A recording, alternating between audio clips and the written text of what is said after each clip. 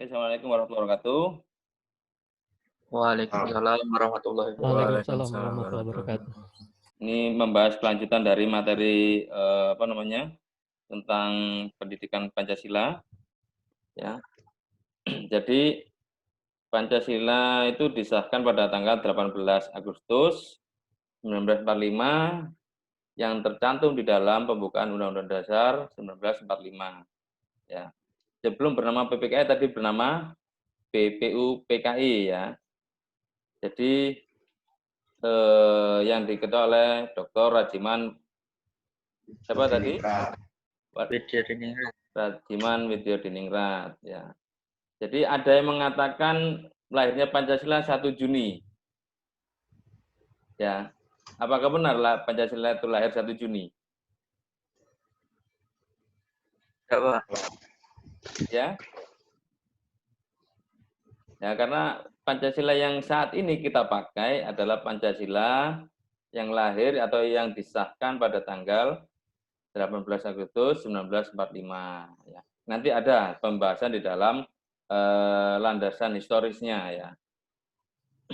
Jadi di dalam perjalanan sejarah Pancasila kadang hanya dijadikan sebagai alat legitimasi kekuasaan. Jadi bukan sebagai filsafat negara atau pandangan hidup bangsa.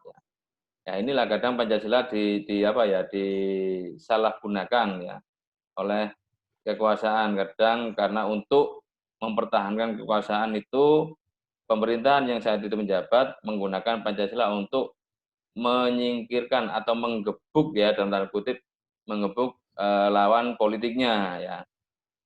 Hal ini seperti yang sempat dulu menjadi pembahasan di masa Orde Baru ya. Banyak yang mengatakan Orde Baru ini sebagai ingin memurnikan melaksanakan Pancasila secara konsekuen dan secara kontinu ya. Itu. Lalu di dalam era reformasi yang terjadi di tahun 98 saat itu MPR mencabut ketetapannya ya dengan ketetapan MPR dengan nomor 18 Romawi garing MPR garing 98 yaitu mencabut asas tunggal Pancasila. Jadi semua dulu organisasi-organisasi kemasyarakatan atau organisasi yang lainnya harus mencantumkan Pancasila sebagai asas tunggalnya. Ya. Yaitu dengan pencabutan P4. Apa P4? P4 apa P4? Ayo apa P4? PBB. PBB P4 kok PBB. Pedoman penghayatan pengalaman Pancasila. Pengamalan Pancasila ya, pedoman penghayatan pengamalan Pancasila atau yang biasa disebut apa? Eka Prasetya Pancakarsa, Eka Prasetya Pancakarsa ya. Tuh. Dan dulu mungkin Bapak atau Ibu kan dulu pernah mengikuti penataran P4 ya dulu ya. Masih Medio tahun 92-an, 90-an lah. Itu tiap masyarakat harus mengikuti penataran P4 yang dilaksanakan di masing-masing kelurahan atau tingkatan yang paling bawah itu tingkat RW. Ya, itu dilaksanakan hampir semingguan lebih. Ya. Tapi saat ini sudah tidak ada setelah reformasi ya. Lalu ada dampak yang sebaliknya ya. Orang yang mengkaji atau kelompok masyarakat yang mengkaji dan mengembangkan Pancasila saat ini itu kadang dicurigai sebagai keinginan untuk mengembalikan kewibawaan Orde Baru. Nah, Orde Baru kan sudah selesai. Ya. Orde Baru sudah selesai pada zamannya. dengan hadirnya atau lahirnya gerakan reformasi di tahun 98. Dan ini akhirnya apa? Ada timbul saling curiga yang berakibat terpecahnya persatuan dan kesatuan bangsa. Antar komponen bangsa saling serang ya toh. Saat ini kan terjadi ya. Terus apalagi saling mengintai ya. Apa sih kebijakan mereka, apa sih yang harus kita lakukan terhadap kebijakan mereka yang akan mereka ambil seperti itu. Jadi rasa persatuan dan kesatuan bangsa semakin apa? Terkikis. Di mana realitasnya saat ini hasil reformasi 98 itu belum dinikmati oleh semua kalangan masyarakat di Indonesia. Ya, nasionalismenya semakin rapuh, gerakan brutal dan lain-lain semakin banyak terjadi ya. Tawuran antar geng, lalu apalagi itu tawuran antar desa ya, antar kelompok dan banyaklah contohnya. Kalau dulu kan tidak terlalu tidak terlalu banyaklah kejadian-kejadian seperti itu ya. Tapi setelah reformasi kita lihat di media-media massa, baik cetak maupun elektronik, kita sering disuguhkan terhadap berita-berita yang menampilkan kebrutalan ya, tawuran anak SMA juga ya, STM ya. Bahkan ada kapan hari saya dapat berita itu tawuran ada di dekatnya rel kereta api itu di Jakarta itu. Bahkan salah satu pelakunya itu yang tidak mendengar suara bel dari kereta yang sudah dibunyikan.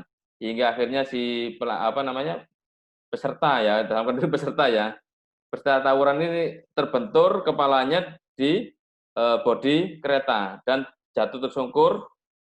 Setelah kereta lewat dilihat si anak ini ternyata sudah tak bernyawa si anak ini. Ya, karena asiknya tawuran ya.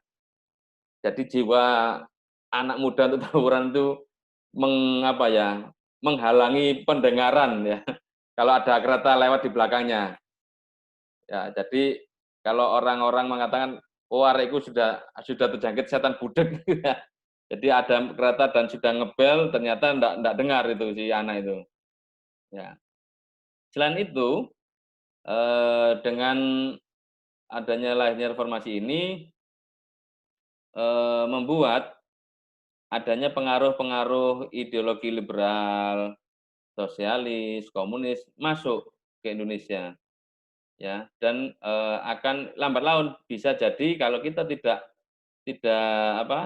mampu atau lengah, maka tidak menutup kemungkinan ideologi Pancasila ini akan tergantikan dengan ideologi-ideologi yang masuk setelah reformasi ya. Dan ini penting ya, penting meletakkan ideologi Pancasila sebagai ideologi negara secara benar. Karena apa? Ideologi Pancasila ini ideologi yang berbeda dengan negara-negara lainnya. Ya, sosialis, komunis, liberal, bahkan ada yang kapitalis ya. Di ideologi kita, ideologi Pancasila ini ideologi yang saling yang saling tepos liro ya. Pasal 1 aja ketuhanan yang Maha Esa. Jadi kita berlandaskan ketuhanan yang Maha Esa ya. Berlandaskan religi. Ya kan? Di negara lain belum tentu ada seperti itu kan? Yang kedua apa? Sila kedua apa? Sila kedua. Kemanusiaan yang adil dan beradab. Ya. Menjunjung tinggi nilai-nilai kemanusiaan. Ya kan? Yang adil dan beradab. Ya, beradab. Berarti punya apa? Punya adab tepos loro yang baik. Ya kan? Tidak ada di negara-negara lain seperti di Indonesia menjunjung tinggi nilai kemanusiaan dengan keadilan yang beradab itu, ya kan? Ada enggak kira-kira? Ada enggak?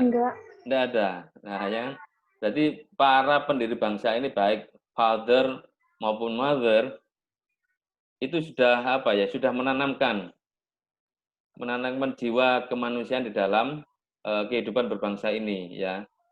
Terus yang ketiga, apa sila ketiga? Persatuan Indonesia. Persatuan Indonesia. Persatuan Indonesia ya. Ya, yo. Jadi kalau kita mau kuat, kalau kita mau tetap menjaga ideologi Pancasila ini, maka haruslah diwujudkan dengan persatuan. Ya, persatuan Indonesia, bukan persatuan antar daerah, Jawa, Sumatera, Kalimantan, tidak, tapi Indonesia. Mencakup keseluruhan pulau-pulau yang ada di Indonesia, mulai dari Sabang hingga Merauke. Ya, jadi menjadi satu kesatuan untuk menjaga keutuhan NKRI ya. Dan yang keempat, sila keempat bunyinya Kerakyatan yang dipimpin oleh kebijaksanaan dalam permusyawaratan perwakilan. perwakilan ya. Nah ini ya. Kita lebih mendahulukan permusyawaratan ya. Karena apa? Di situ di dalam kita bermusyawarah, kita akan menemukan bagaimana pandangan dari masing-masing kita. Baik yang itu pro maupun yang kontra terhadap suatu gagasan. Ya kan? Tentu misalnya di kelas ini misalnya belum tentu satu pemikiran, ya kan? Belum tentu ada satu usulan ini satu pemikiran yang sama, ya. Pasti kan ada yang pro, ada yang kontra. Nah, di sini harus dicarikan apa solusinya, solusi dari perbedaan itu. Ya, kalaupun dengan musyawarah kita tidak menemukan jalan keluar, maka jalan terakhir adalah apa? Yang sering kita kenal itu, suara terbanyak, ya, begitu ya. Dan itu perwakilan. Seperti saat pelaksanaan pemilihan umum, ya kita akan memilih wakil-wakil kita ya untuk menyuarakan aspirasi kita, begitu. Jadi perwujudannya seperti itu. Dan yang kelima, sila kelima apa? Keadilan. Keadilan sosial bagi seluruh rakyat Indonesia. Nah, keadilan sosial bagi seluruh rakyat Indonesia. Sosial, kita kan makhluk sosial nih ya. Tidak bisa kita berdiri sendiri dengan kemampuan yang kita miliki ya kan.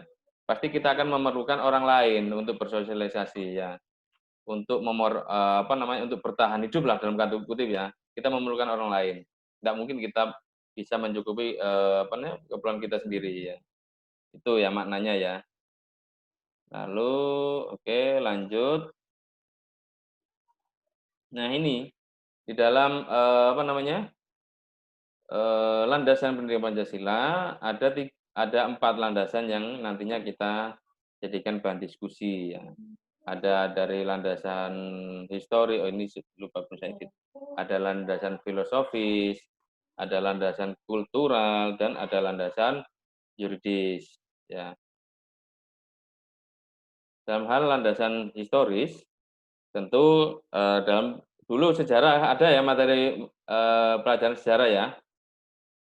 Jadi ada 3 kerajaan besar yang pernah ada di Indonesia. Ada Kutai, Sriwijaya, dan Majapahit. Kutai di mana letaknya dulu? Kerajaan Kutai.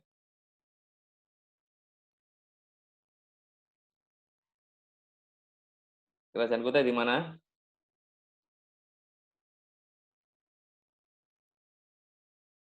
Di manakah kerajaan Kutai? Atau mungkin yang pernah dengar nama Kutai Kartanegara? Kalimantan Timur. Kalimantan Timur. Ya. Ada namanya Kerajaan Sriwijaya. Di mana Sriwijaya itu berada dulunya? Sumatera. Sumatera mana? Sumatera Selatan mungkin. Nah, ada dari Sumatera Selatan nih kemarin ya? Saya, Pak. Oh iya. Loh, namanya kok siapa namanya? Belum saya ganti. Belum diganti kan? Jadi Sumatera Selatan atau Palembang yang saat ini ya, Wong Kito Galuh. Iya, Pak. Ya. Iya, Wong Kito, Pak. Wong Kito ya. Jadi Abdillah ya dari Sumatera ini. Iya, Pak. Dulu Kerajaan Sriwijaya ya, kerajaan terbesar juga di Indonesia yang pernah ada di Indonesia. Sebelum bernama Indonesia tentunya dulu ya. Lalu yang terakhir Kerajaan Majapahit. Nah, ini pasti tahu semua nih kalau Majapahit ini ya. Nek arek Jawa Timur itu mesti ngerti Jawa. Jadi Majapahit itu ada di Jawa Timur ya. Saat ini kan usaha pemerintah Jawa Timur itu ingin merekonstruksi rumah-rumah yang ada di masa pemerintahan Majapahit. Makanya kalau kita ke Mojokerto atau ke Jombang, kita akan menjumpai bangunan rumah-rumah joglo di masa Majapahit. Ya, itu mulai mana itu?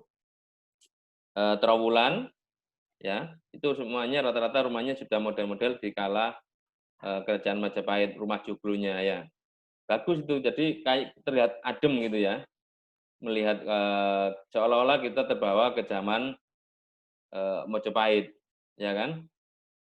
Dan di situ ya tersimpul ciri khas, sifat dan karakteristik bangsa yang berbeda dengan bangsa lain ya. Seperti yang saya sampaikan tadi.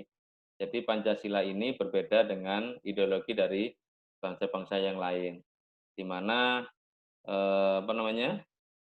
Pancasila ini mempunyai ciri khas tersendiri dari ideologi bangsa lain. Nah, seperti yang sudah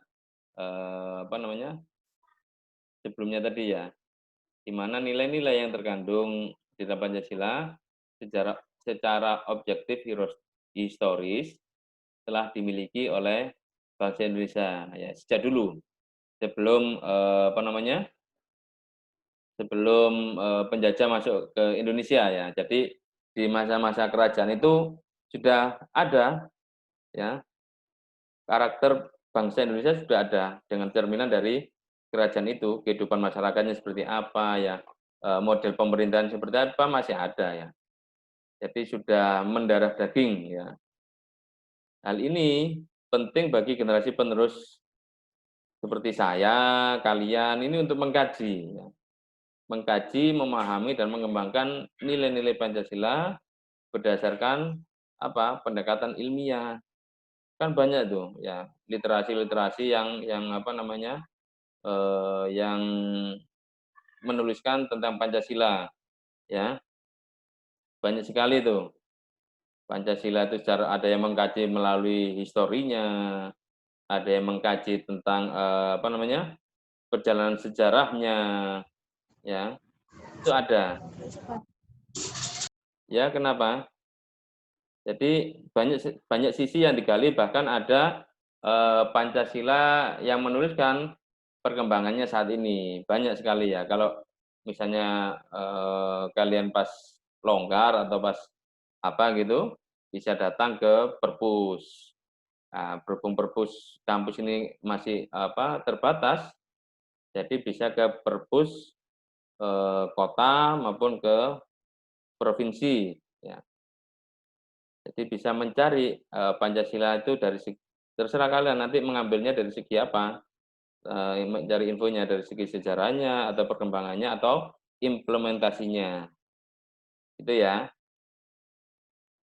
Lalu sejarah politik di Indonesia, ya tentu kalian sudah pernah membaca bagaimana sejarah perpolitikan di Indonesia saat ini. Ya, pada zaman sebelum menjadi negara, Indonesia ini melalui fase prakolonial ya, yaitu sebelum di tahun abad ke-16 yaitu 1509. Ada masa prasejarah, ada kerajaan Hindu-Buddha ya. Coraknya dulu kan Hindu-Buddha ya.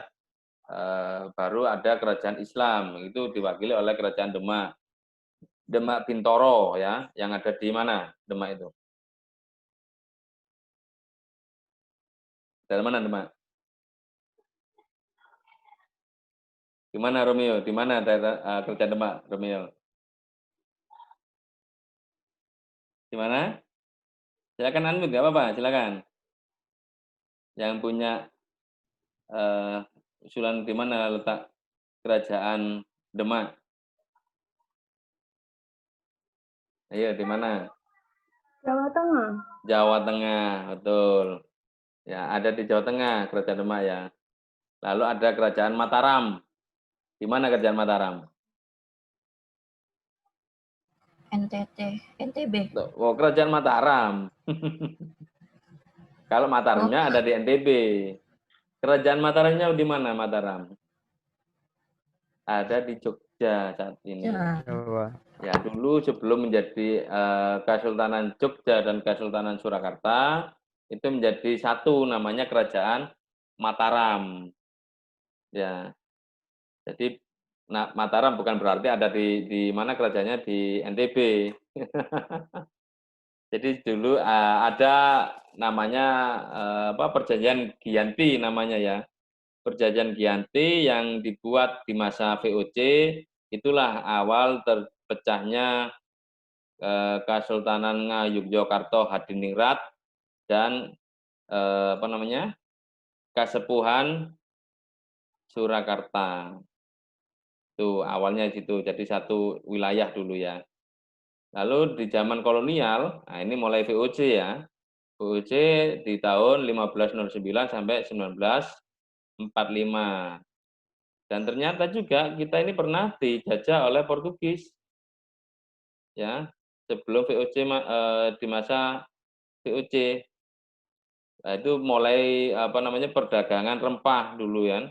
Awalnya kan gitu ya, perdagangan ya. Lambat laun jadi penjajahan hingga ke lini-lini sendi ke masyarakat. Era VOC, jadi mulai 1602 sampai 1800. Lalu setelah VOC itu, VOC kan di bawah Belanda nih, pusatnya. Maka Belanda masuk di tahun 1800 sampai 42. Hampir berapa tahun itu? 350 tahun ya. Mulai dari VOC hingga Belanda di tahun 42.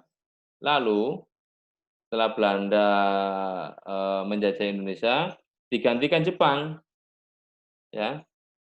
Jepang hanya 3 tahun menjajah Indonesia. Yaitu tahun 42 sampai 45. Ya. Hanya 3 tahun itu ya, dan memberikan kesempatan Indonesia membentuk BPIPKI lalu nama PPKI ya. Dan di mana ini setelah Indonesia merdeka diproklamasikan tanggal 17 Agustus, maka ada namanya era atau masa transisi penataan penataan masa pemerintahan ya di medio 45 sampai 49. Nah, di sini ada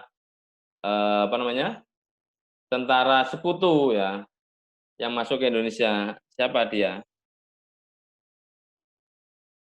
Siapa tentara suku yang masuk di Indonesia?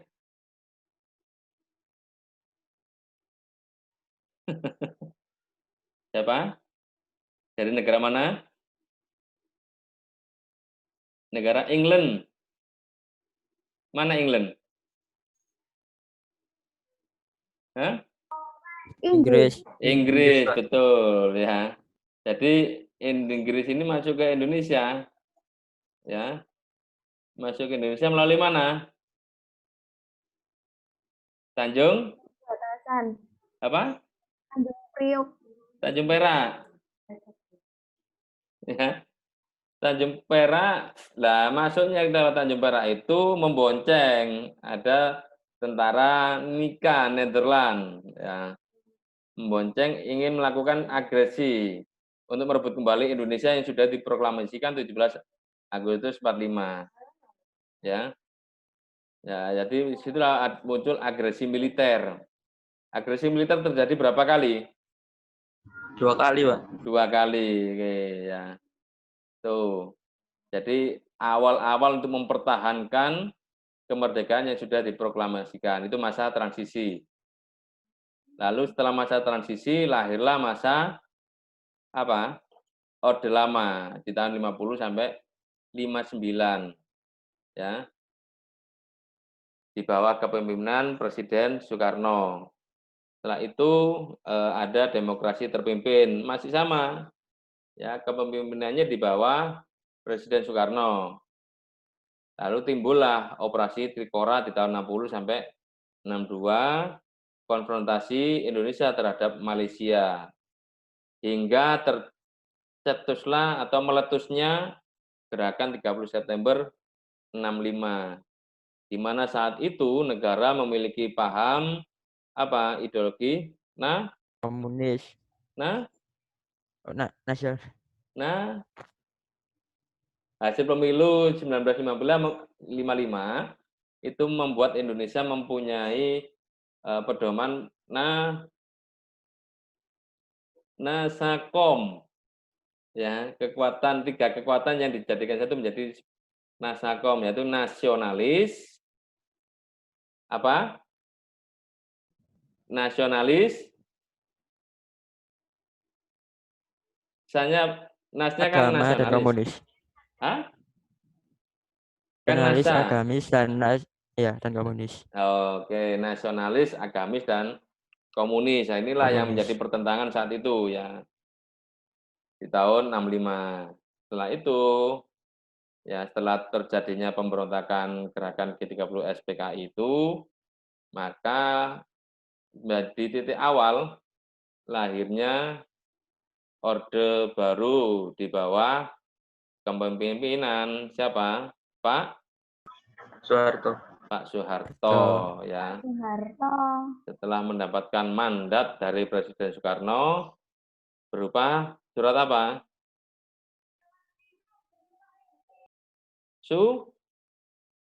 Super Semar. Super Semar tanggal berapa? Super Semar tanggal berapa? Urmila, tanggal berapa Urmila? Tanggal 11 Maret, kan surat perintah 11 Maret tahun 66, ya, untuk menjaga ketertiban kondisi negara. Gitu ya. Oke, saya cukupkan dari sini pembahasan awalnya, kita lanjutkan dengan diskusi. Ya. Silakan, ada yang mau disampaikan atau mau didiskusikan, silakan.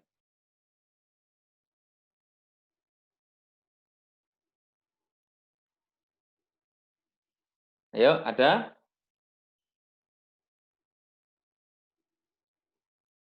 Adakah yang kita diskusikan dari materi yang saya sampaikan tadi?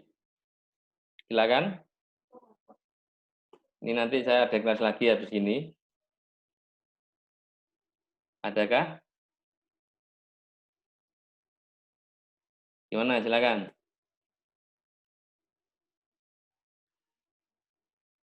Ini menanti nih saya ini. Silakan.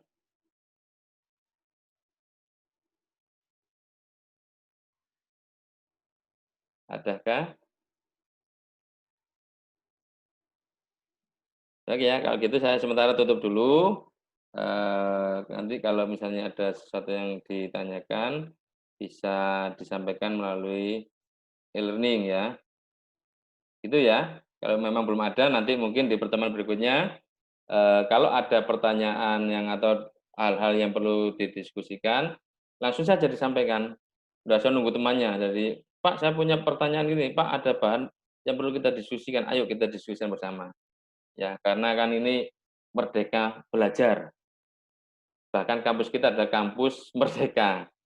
Ya, itu ya. Jadi di masa pandemi ini, jadi konsepnya adalah merdeka belajar dan kampus merdeka atau MBKM yang disampaikan oleh Kementerian Pendidikan dan Kebudayaan. Silakan kalau ada. Sebelum saya ke kelas yang berikutnya. Ada Zaki, Kemal, Rifki, Zulfikar, Ardiansa, Sarah, Abdillah, Anissa, Matin, Yusuf, ada Panjalu, Yugo, Romeo, dan Prima Yodan. Silakan, ada yang mau didiskusikan, monggo. Adakah? Mungkin waktu SMA dulu pernah ada hal yang ingin ditanyakan saat materi pelajaran PPKN, tidak apa-apa. Ya mungkin untuk mengingat kembali memori atau pelajaran di saat SMA atau SMK ya, bisa itu. Silakan. mangga. Ada? Kalau masih belum ada, ya mungkin kita akhir dulu. Bagaimana? Kita lanjutkan pertemuan berikutnya. Mungkin masih mencatat-mencatat atau mencari-cari bahan diskusi, ya monggo silakan. Ada yang diskusikan saat ini? Insya Allah belum ada, Pak. Insya Allah belum ada. Oke, berarti kalau gitu saya tunggu minggu depan hasil perenungannya dari materi hari ini ya. Baik, Pak. Mungkin terlalu pagi ya pagi ini, jadi jadi masih belum terkoneksi dengan baik, atau mungkin amunisinya yang belum merasuk ini ya. Jadi itu dulu ya, berarti ya saya rasa cukup ya untuk sementara waktu. Kita lanjutkan pertemuan berikutnya. Jadi harapan saya di pertemuan berikutnya kita bisa diskusi bareng, kita bisa sharing pengetahuan. Jadi tidak satu arah. Belum tentu saya tahu lebih tahu dari kalian. Bisa jadi kalian yang lebih tahu proses pendidikan Pancasila atau tentang Pancasila dibanding saya, gitu ya. Ya, Sarah mau ada yang disampaikan, Sarah? Pak, maaf, Enggak, Pak. agaknya kok tadi menunjukkan tangan ini. Tidak ada? Ada? Enggak, Pak. Cukup Besok ya? aja. Oh, besok Cukup. aja, oke. Cukup kalau gitu ya? Cukup, Pak. Baik, Iya, Pak, cukup. Itu saya akhiri dulu untuk sementara waktu ini. Terima kasih atas waktu dan perhatiannya. Saya harapkan minggu depan atau pertemuan berikutnya ada hal-hal yang kita diskusikan. Harus saya seperti itu ya. Baik, saya akhiri. Nasrullah wa fathun qorib. Wassalamualaikum warahmatullahi wabarakatuh. Waalaikumsalam Waalaikumsalam warahmatullahi wabarakatuh. Waalaikumsalam warahmatullahi wabarakatuh.